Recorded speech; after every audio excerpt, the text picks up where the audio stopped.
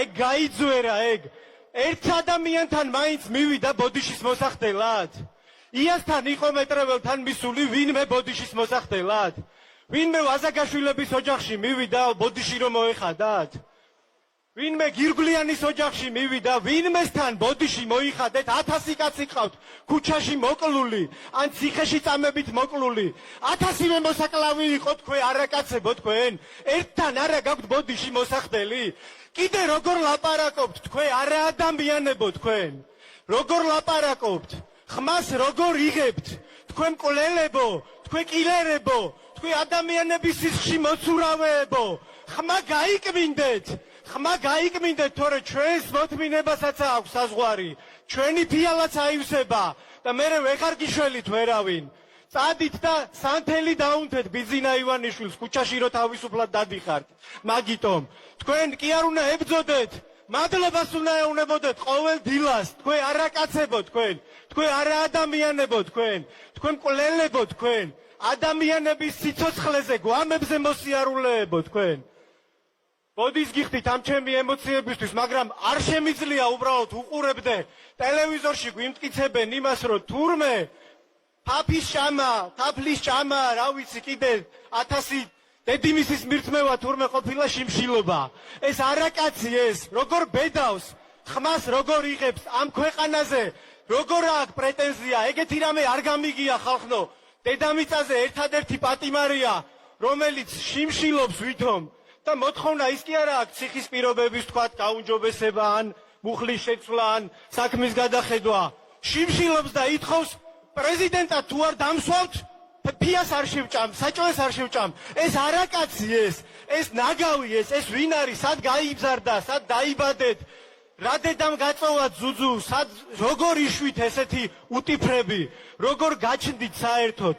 კიდე გეუბნებით ხალხნო, ერთხელ ბოდიში მაინც მოიხადეთ თქვენ არა ადამიანებო თქვენ.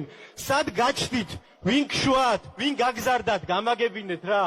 და ყველას კიდე მივმართავ მე თუ ვინმე არის გზასაცდენილი, რაღაცა წყენის გამო ასე შემდეგ ხალხნო, არ შეიძლება კილერებს, მკვლელებს, ადამიანების მწამებლებს, გამაუპატიურებლებს ხმას აძლევდე და მე მომიწოდებდე კიდე რატო არ მოდიხარ და რატო ხმას არ აძლევო, როგორ შეიძლება მკვლელს ხმას აძლევდეს ვინმე. მკვლელის ადგილი არის ციხეში.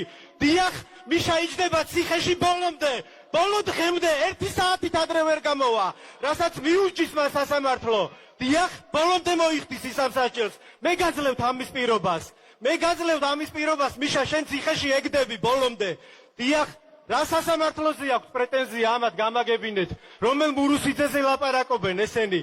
მე გული მწყდება რომ მაგ ნაძირალას თავისივე სასამართლო, ისეთივე სასამართლო, რომელიც წემსი ბახუტოვი რო გაასამართლეს ცოცხალი ადამიანის მკვლელობისთვის, წამებით რო აღიარებინეს კაცს და მიუსაჯეს, მერე დააწერინეს რომ ვითომ ბიძაშვილიც ახლდა თან, ბიძაშვილიც ჩასვეს. რამოდენიმე თვეში ეს ცოცხალი ადამიანი გამოჩნდა, ის მკვლელობაზეც იყო დაჭერილი და კი არ მივიდნენ და ბოდიში მოუხადეს, შეგვეშალაო.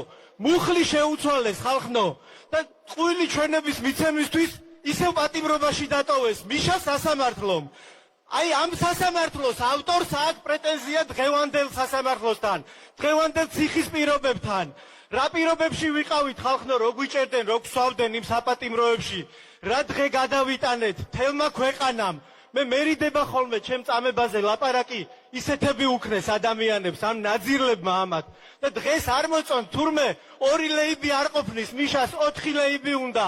იქ ტელევიზორი უნდა, ტუფლები უჭერს, პრესა იგვიანებს. ფაფა არ არის კარგად შემთბარი. ეს ნაძირალა, ეს არაკაცი ეს. მიშა, შენ იჯდები ციხეში. ბოლომდე მოიხდი სასჯელს. იცოდე, ამის გარანტიას გაძლევთ თითოეული ჩვენგანი.